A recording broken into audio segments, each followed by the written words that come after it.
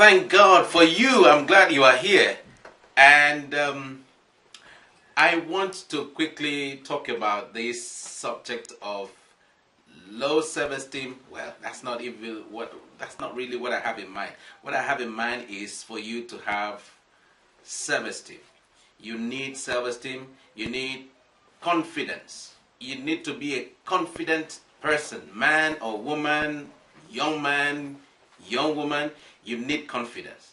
Now, I'm going to show you some things that will open your eyes. It will pop your eyes open to the realities of this.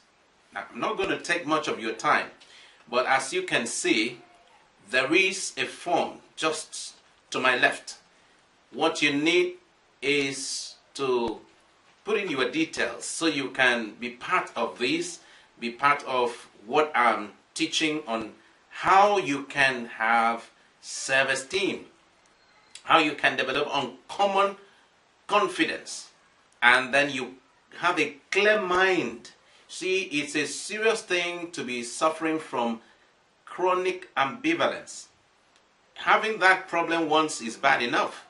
So for it to be reoccurring, happening time and again, I think it's evil. It's working against your own destiny.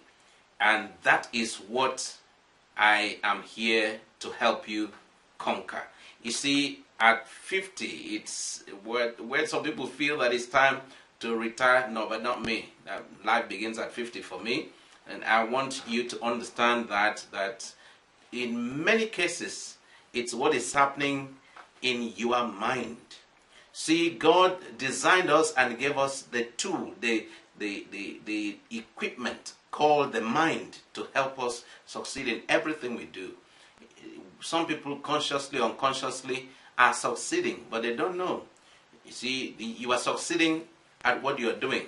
The only time you feel frustrated is that that's not the kind of success you want. But you see, the mind programs you to keep succeeding, doing what you're doing, and you should keep being comfortable with what you're doing until when it becomes something that you consider unacceptable. And that's when the change begins. When you feel uncomfortable about it and you become restless. But it has to be a strategic restlessness. Now let me show you something. I want to read you this Bible passage, and I don't know what your take in this, or what's your take in this, but listen to this. Therefore, do not cast away your confidence, which has great reward. Whether it's in the spiritual things or in the physical things, confidence has great rewards. All truths are parallel. In any realm, confidence has reward.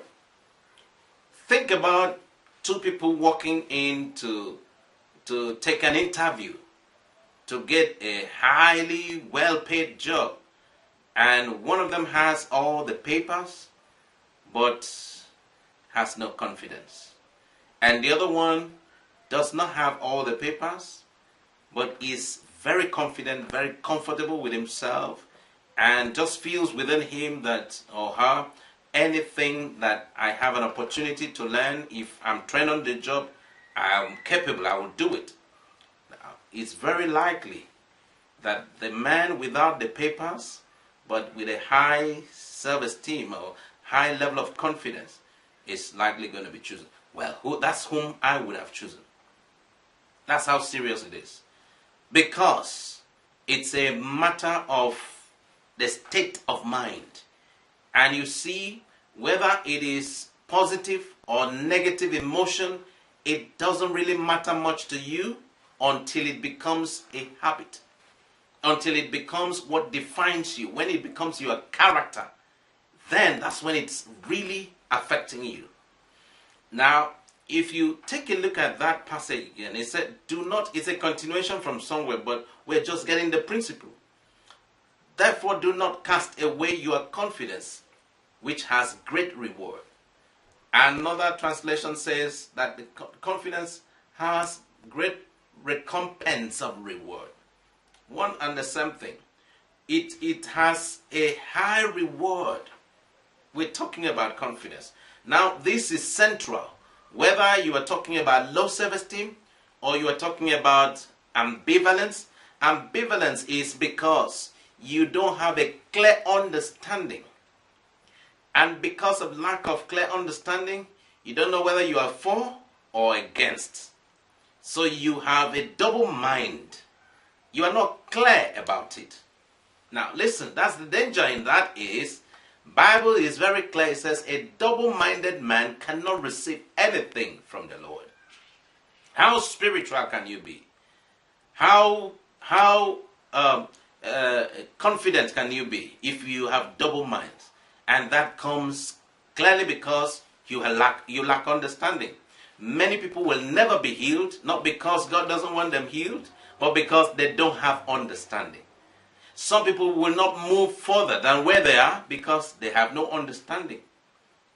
There could be so much goodness around them, but they can't see because they have no understanding. So their minds are confused. Should I not? Some people will not be able to make the proposal, to propose to the lady they want in their lives. Why? They are double-minded. Should I not? Will she accept? Will she not? You need confidence. You need to have a clear mind. And let me tell you, low self-esteem can ruin your destiny. But as you read the Bible, you see what it says about all these things. Now let me read you another one. It said, now this is the confidence that we have in him, that if we ask anything to his will, according to his will, he hears us. If you know the thing is his will, but you do not have enough confidence, that still leaves you unable to get it. But there's got to be confidence, because even after you have prayed and asked God, the enemy will come. Even your own head will fight against that. Maybe from experience or from what others have told you or what you have seen. Some other person, you don't know his story, you don't know how his standing with God is, might have told you, I prayed about this and God didn't answer. So you need to have confidence. You need confidence. Let me read you another one. And this one says, for thus says the Lord, the Holy One of Israel, in returning and rest, you shall be saved. In quietness and confidence shall be your strength. In other words, if you are noisy and you lack confidence, that is your weakness. Simple equation. Simple equation. Now, there's this guy in the Bible who ended up becoming an opportunity. He became a king by a reason of opportunity. His name was Saul. Saul had an opportunity to become a king. Not really that he expected it, because as a person, he felt too small to expect that. But you see, while he was feeling little about himself, God had already had him in mind to become the king. Is that not how many people are feeling? So they short-circuit themselves. They always estimating too little for themselves. And if there's anything that is true about human beings, it's not that they aim too high and miss it. It's that they aim too low and they always hit it. You and I need to understand what we're talking about and gather the confidence we need without drugs, without belonging to a gang. You don't need to inject any chemical into yourself to be able to have this kind of confidence we're talking about. I had that problem. It's a history now, so I can say I had it. I couldn't look a girl in the face. And you will now wonder, how was I able then to discuss with my wife and have the beautiful girl I have in my life? Now, let's leave that.